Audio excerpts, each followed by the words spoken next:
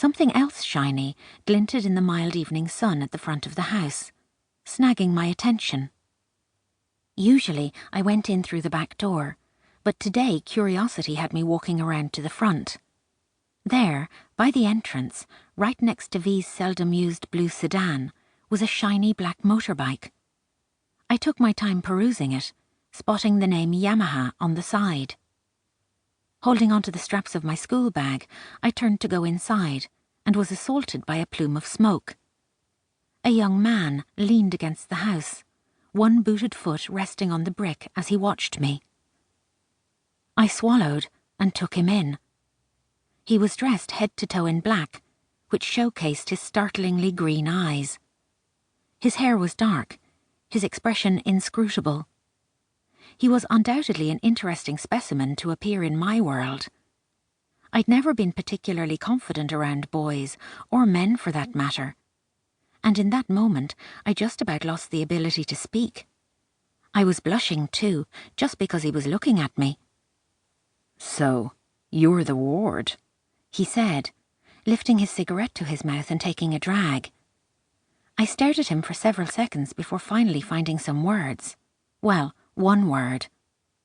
"Ward?"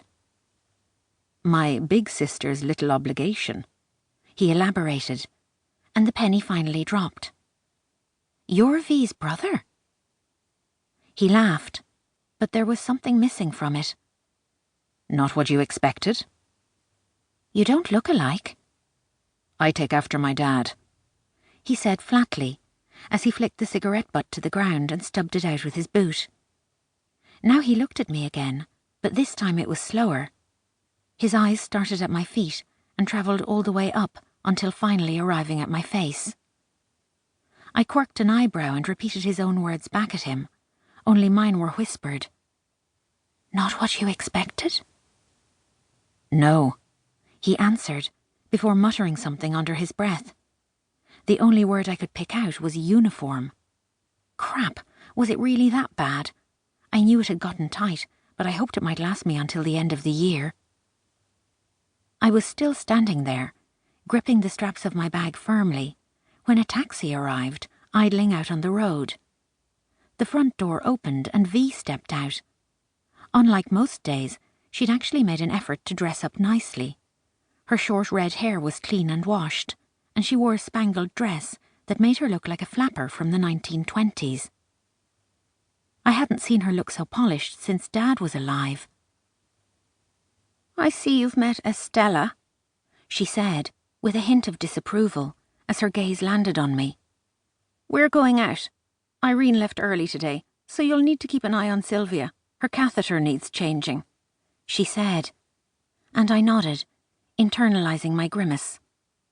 "Oh, and would you please clean the oven? You've left it so long the grease is inches thick now." V's brother, whose name I still hadn't been told, cast his gaze on me curiously. Maybe he was wondering why I was taking orders from V like a meek little mouse. He didn't realize it was a survival tactic, and as soon as I graduated, I'd be waving goodbye to V and her orders. I might even give her a little piece of my mind before I went.